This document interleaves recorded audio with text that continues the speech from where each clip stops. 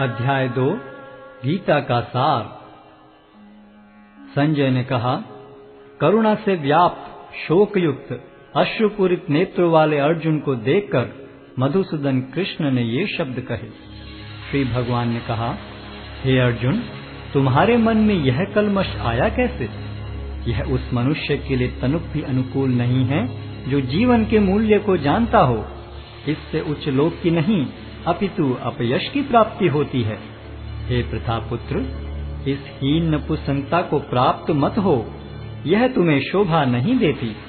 हे शत्रुओं के दमन करता, हृदय की शुद्ध दुर्बलता को त्याग कर युद्ध के लिए खड़े हो।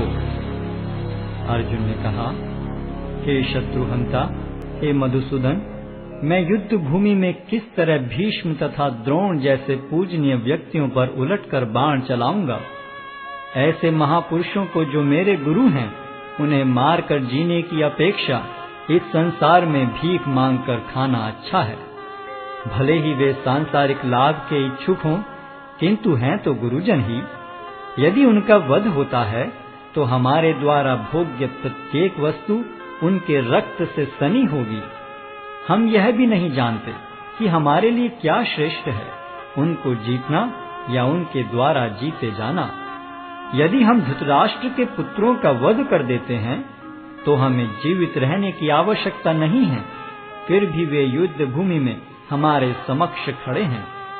अब मैं अपनी कृपण दुर्बलता के कारण अपना कर्तव्य भूल गया हूँ और सारा धैर्य खो चुका हूँ। ऐसी अवस्था में मैं आपसे पूछ रहा हूँ कि जो मेरे लिए श्रेयस्कर हो उससे निश्चित रूप से बताएं। अब मैं आपका शिष्य हूँ और आपका शरणागत हूँ, कृपया मुझे उपदेश दें। मुझे ऐसा कोई साधन नहीं दिखता जो मेरी इंद्रियों को सुखाने वाले इस शोक को दूर कर सके।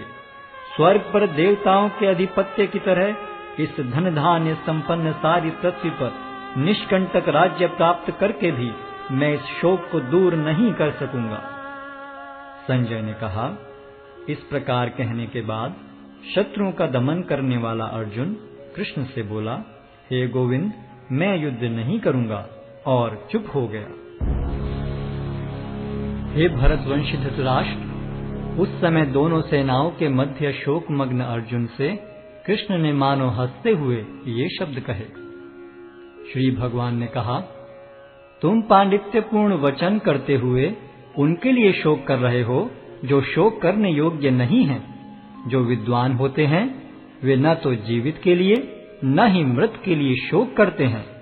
ऐसा कभी नहीं हुआ कि मैं न रहा हूं या तुम न रहे हो, अथवा ये समस्त राजा न रहे हों, और न ऐसा है कि भविष्य में हम लोग नहीं रहेंगे। जिस प्रकार शरीरधारी आत्मा इस शरीर में बाल्यावस्था से तरुणावस्था में और फिर वृद्धावस्था में निरंतर अग्रसर होता रहता है, उसी प्रकार मृत्यु होने पर आत्मा दूसरे शरीर में चला जाता है।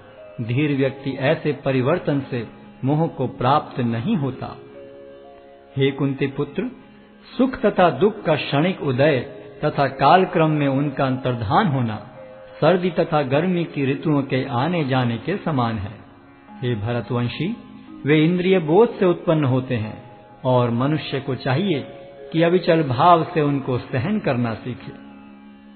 हे पुरुष श्रेष्ठ अर्जुन, जो पुरुष सुख तथा दुख में विचलित नहीं होता और इन दोनों में संभाव रखता है, वह निश्चित रूप से मुक्ति के योग्य है। तत्वदर्शियों ने यह निष्कर्ष निकाला है कि असत का तो कोई चिरस्थायित्व नहीं है, किंतु सत्य अपरिवर्तनीय रहता है।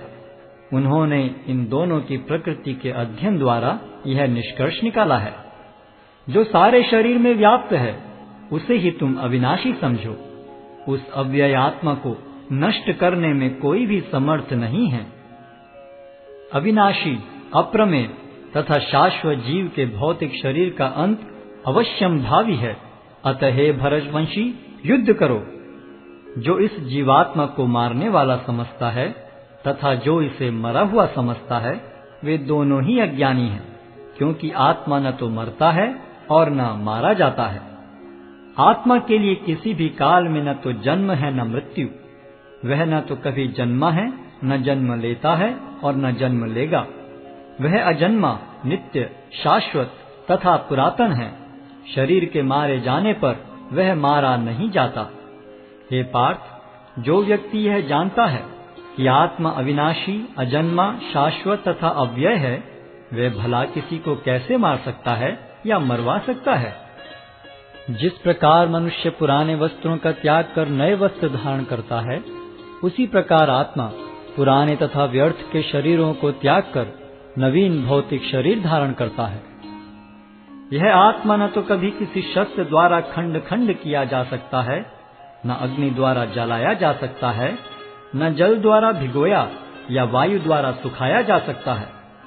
यह आत्मा अखंडित तथा अघुलनशील है। इसे न तो जलाया जा सकता है, न ही सुखाया जा सकता है। यह शाश्वत, सर्वव्यापी, अविकारी, स्थिर तथा सदैव एक सा रहने वाला है।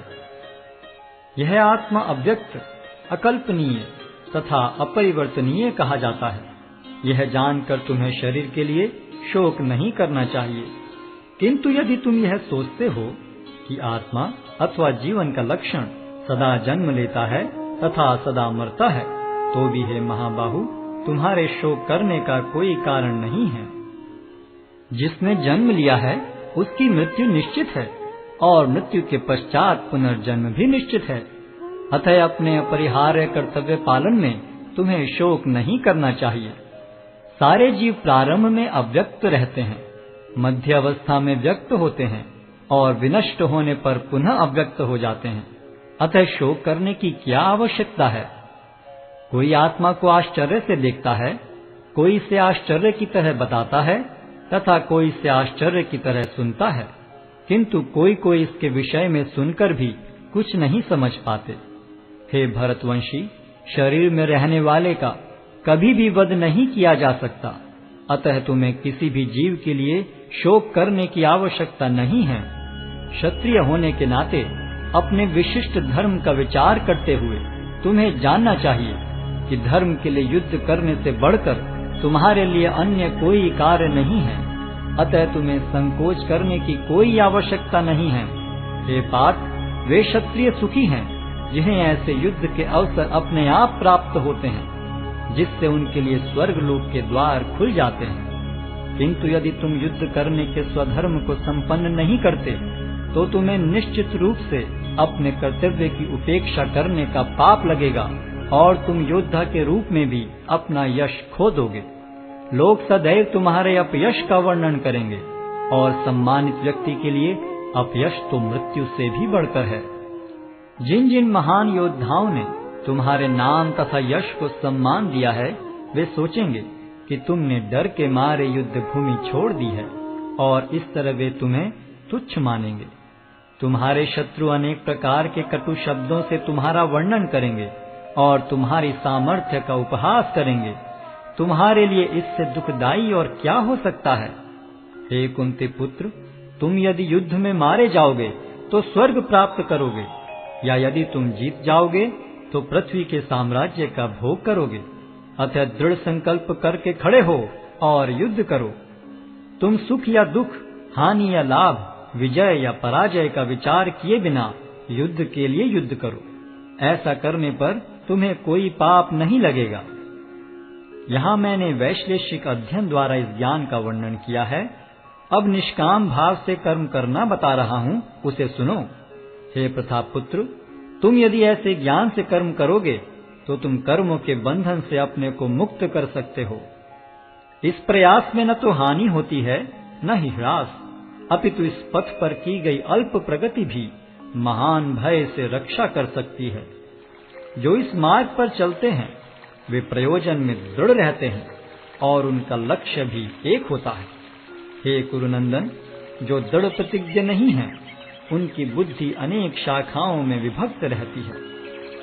अल्पज्ञानी मनुष्य वेदों के उन अलंकारिक शब्दों के प्रति अत्यधिक आसक्त रहते हैं जो स्वर्ग की प्राप्ति, अच्छे जन्म, शक्ति इत्यादि के लिए विविध सकाम कर्म करने की संस्तुति करते हैं। इंद्रिय तृप्ति तथा ऐश्वर्य में जीवन की अभिलाषा के कारण वे कहते हैं कि इससे बढ़कर और कुछ नहीं है। जो लोग इंद्रिय भोग तथा भौतिक ऐश्वर्य के प्रति अत्यधिक आसक्त होने से ऐसी वस्तुओं से मोहग्रस्त हो जाते हैं, उनके मनों में भगवान के प्रति भक्ति का दृढ़ निश्चय नहीं होता। वेदों में मुख्यतः प्रकृति के तीनों गुणों का वर्णन हुआ है। हे अर्जुन, इन तीनों गुणों से ऊपर उठो, समस्त द्वैतों और लाभ तथा सुरक्षा की सारी चिंताओं से मुक्त होकर आत्मपरायण बनो। एक छोटे से कूप का सारा कार्य एक विशाल जलाशय से तुरंत पूरा हो जाता है। इसी प्रकार वेदों के आंतरिक तात्पर्य जानने वाले को उनके सारे प्रयोजन सिद्ध हो जाते हैं। तुम्हें अपना कर्म करने का अधिकार है, किंतु कर्म के फलों के तुम अधिकारी नहीं हो। तुम न तो कभी अपने आप को अपने कर्मों के फलों का कारण मानो, न ही कर्म न करने में कभी आसक्त हो। हे अर्जुन, जय अथवा पराजय की समस्त आसक्ति त्याग कर समभाव से अपना कर्म करो, ऐसी समता योग कहलाती है। हे धनंजय, भक्ति के द्वारा समस्त गर्हित कर्मों से दूर रहो और उसी भाव से भगवान की शरण ग्रहण करो। जो व्यक्ति अपने सकाम कर्म फलों को भोगना चाहते हैं, वे कृपण हैं। भक्ति में संलग्न मनुष्य इस जीवन में ही अच्छे तथा बुरे कार्यों से अपने को मुक्त कर लेता है। अतः योग के लिए प्रयत्न करो, क्योंकि सारा कार्य कौशल यही है। इस तरह भगवत भक्ति में लगे रहकर बड़े बड़े ऋषि, मुनि अथवा भक्तगण अपने आप को इस भौतिक संसार में कर्म के फलों से मुक्त कर लेते हैं। इस प्रकार वे जन्म मृत्यु के चक्र से छूट जाते हैं और भगवान के पास जाकर उस अवस्था को प्राप्त करते हैं जो समस्त दुखों से परे है। जब तुम्हारी बुद्धि मोह रूपी सघन वन को पार कर जाएगी, तो तुम सुने हुए तथा सुनने योग्य सब के प्रति अन्य मनस्क हो जाओगे। जब तुम्हारा मन वेदों की अलंकारमयी भाषा से विचलित न हो और वह आत्म साक्षात्कार की समाधि में स्थिर हो जाए, तब तुम्हें दिव्य चेतना प्राप्त हो जाएगी। अर्जुन ने कहा, हे कृष्ण, अध्यात्म में लीन चेतना वाले व्यक्ति के क्या लक्षण हैं? वह कैसे बोलता है तथा उसकी भाषा क्या है? वह किस तरह बैठता और चलता है? श्री भगवान ने कहा, हे पार्थ, जब मनुष्य मनोधर्म से उत्पन्न होने वाली इंद्रिय तृप्ति की समस्त कामनाओं का परित्याग कर देता है और जब इस तरह से विशुद्ध हुआ उसका मन आत्मा में संतोष प्राप्त करता है, तो वह विशुद्ध दिव्य चेतना को प्राप्त स्थित प्रज्ञ कहा जाता है। जो त्रय तापों के होने पर भी मन में विचलित नहीं होता अथवा सुख में प्रसन्न नहीं होता और जो आसक्ति, भय तथा क्रोध से मुक्त है। हे पार्थ, जब मनुष्य मनोधर्म से उत्पन्न होने वाली इंद्रिय तृप्ति की समस्त कामनाओं का परित्याग कर देता है और जब इस तरह से विशुद्ध हुआ उसका मन आत्मा में संतोष प्राप्त करता है, तो वह विशुद्ध दिव्य चेतना को प्राप्त स्थित प्रज्ञ कहा जाता है।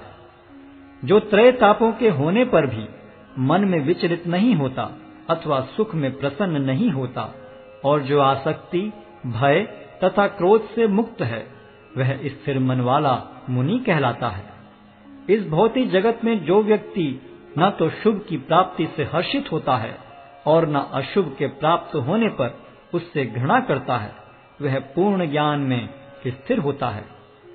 जिस प्रकार कछुआ अपने अंगों को संकुचित करके खोल के भीतर कर लेता है, उसी तरह जो मनुष्य अपनी इंद्रियों को इंद्रिय विषयों से खींच लेता है, वह पूर्ण चेतना में दृढ़ता पूर्वक स्थिर होता है। देहधारी जीव इंद्रिय भोग से भले ही निवृत्त हो जाए, पर उसमें इंद्रिय भोगों की इच्छा बनी रहती है।